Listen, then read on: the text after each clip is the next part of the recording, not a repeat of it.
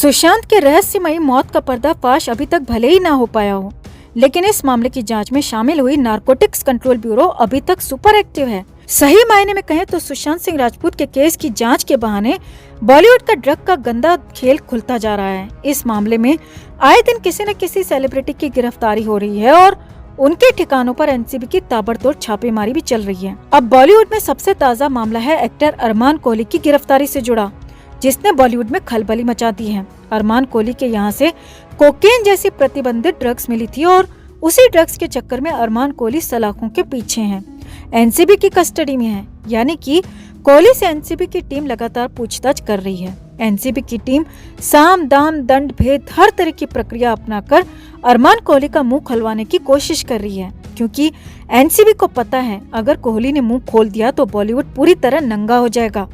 फिलहाल खबर यह है दोस्तों कि अरमान कोहली की निशानदेही पर एनसीबी की टीम ने 2 और बेहद महत्वपूर्ण गिरफ्तारियां की हैं।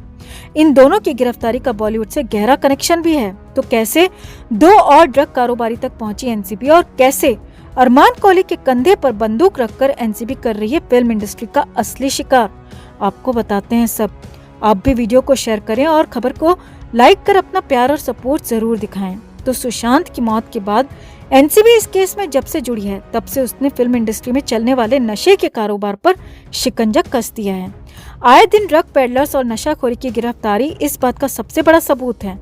एनसीबी अपनी जांच में एक के बाद एक कड़ियां जोड़ते हुए अपने हाथ उन गुनहगारों के गिरेबान तक लेकर जा रही है जो कि नशे के असली सौदागर हैं। अरमान कोहली की गिरफ्तारी बॉलीवुड के लिए एक बड़ा झटका है और इससे भी बड़ा झटका है अरमान के कहने पर हुई 2 और अहम गिरफ्तारियां।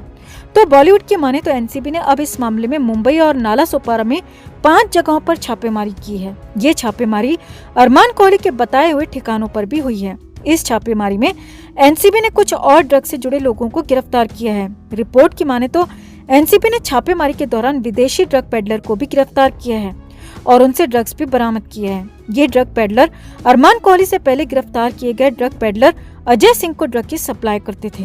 अब अजय सिंह के बारे में तो आप सबको पता ही होगा कि वो पहले कुरियर कंपनी में काम करता था और धीरे धीरे ड्रग के धंधे में आ घुसा। अब अजय सिंह और अरमान कोहली के व्हाट्सएप चैट के जरिए अब एनसीबी ने 2 और लोगों को पकड़ा है जो कि मूल रूप से 2 अलग अलग देशों के रहने वाले हैं। सामने आया है कि ये दोनों ही अजय सिंह और अरमान कोहली के लिए काम किया करते थे। दोनों कई बार बॉलीवुड की पार्टीज में भी सप्लाई करने गए थे। रिपोर्ट में दावा किया गया है कि मुंबई में जब दूसरी बार लॉकडाउन हुआ तब ये दोनों कई बड़ी बड़ी हस्तियों के घर तक ड्रग पहुंचाकर आ चुके हैं। सामने आया है कि इन्हें कुरियर दिया जाता था और व्हाट्सएप पर निर्देश मिलता था कि कहां जाना है, कब जाना है और किसके यहां पर सप्लाई होनी है। रिपोर्ट में दावा किया गया है कि पेडलर्स को उसका नाम नहीं बताया जाता था और इस चैट में बेहद ही गंदे और अब्यूसिंग कोड वर्ड्स का इस्तेमाल होता था ताकि कोई इनको ट्रैक न कर सके।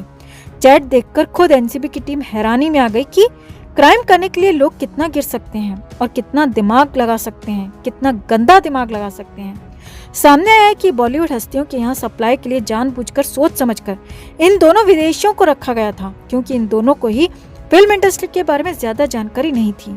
इसी का फायदा ड्रग की सप्लाई में उठाया जाता था। फिलहाल एनसीबी ने दोनों को गिरफ्तार कर लिया है। अब एनसीबी को ये तो पता है कि ये दोनों कई फिल्मी हस्तियों के घर तक सप्लाई कर चुके हैं, मगर एनसीबी के पास इस बात का सबूत नहीं है। इसीलिए एनसीबी ने इन दोनों के मोबाइल फोन और लैपटॉप जब्त कर लिए हैं ताकि इनकी पिछले 6-7 महीनों की एक्टिविटी और लोकेशन का पता लगाया जा सके। जांच टीम को पूरा भरोसा है कि इन दोनों विदेशी ड्रग पेडलर्स को 8-10 बार बॉलीवुड की अलग अलग पार्टीज में भी भेजा गया था और वहां पर भी सप्लाई हुई थी, मगर ये पार्टीज किसकी थीं और कौन कौन पार्टी में शामिल हुआ था और किस किसने प्रतिबंधित नशे का सेवन किया था, ये सब पता लगाया जाना अभी बाकी है। तो फिलहाल तो अजय सिंह और अरमान कोहली के बाद ये दोनों विदेशी एनसीबी की गिरफ्त में हैं। ये चारों एक ही ग्रुप में काम करते हैं। अब एनसीबी की पहली कोशिश है कि इन चारों से इनके आका का नाम उगलवाना और कहां कहां इन्होंने ड्रग की सप्लाई की है उसकी पूरी डिटेल तैयार करना। तो एनसीबी बखूबी अपना काम कर रही है दोस्तों, और एनसीबी के काम से बॉलीवुड में खलबली मची हुई है। तो आपको क्या लगता है कि एनसीबी की टीम अब सीधे बॉलीवुड से बड़े बड़े नामचीन लोगों की गर्दन को दबोच लेगी? आपका क्या कहना है? आप भी कमेंट में अपनी राय जरूर रखें। दोस्तों, किरण राव से डिवोर्स लेने के बाद आमिर खान किसके साथ तीसरी शादी करेंगे? यह आज मुद्दा जो है सोशल मीडिया पर काफी गर्म है। इनफैक्ट सोशल मीडिया पर एक लड़की का जिक्र भी हो रहा है और कहा जा रहा है कि आमिर खान इसी के साथ निकाह पढ़ने वाले हैं और इसी के साथ शादी करने वाले हैं। ये लड़की कोई और नहीं बल्कि बॉलीवुड की एक टॉप एक्ट्रेस हैं जिनका नाम ऑलरेडी सिद्धार्थ मल्होत्रा के साथ जुड़ता है। हम बात कर रहे हैं कियारा आडवाणी की।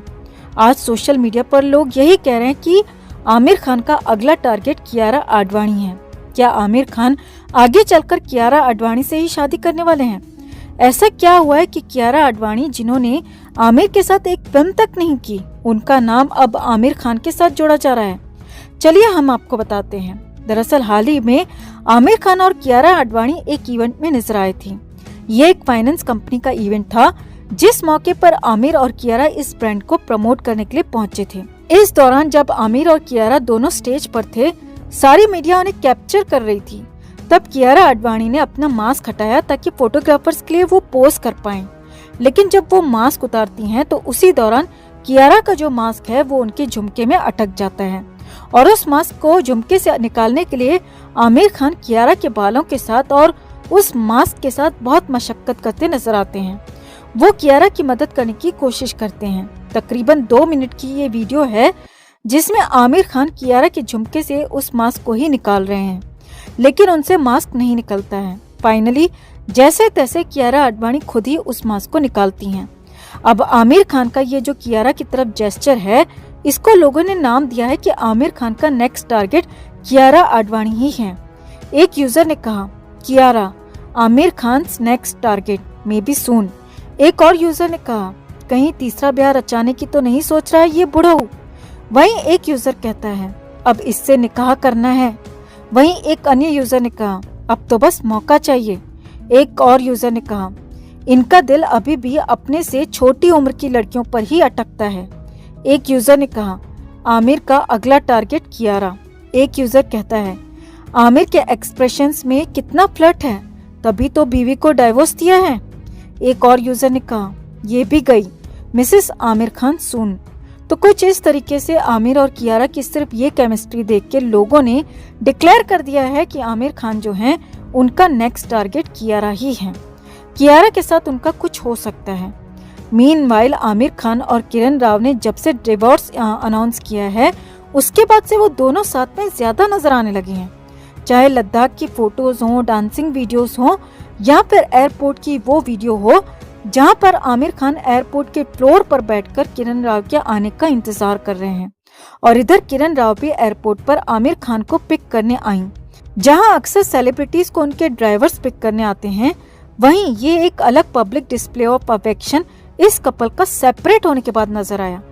शायद आमिर शादी और तलाक का मतलब ही नहीं समझते दोस्तों, क्योंकि इन्होंने दोनों का ही मजाक बना कर रखा है।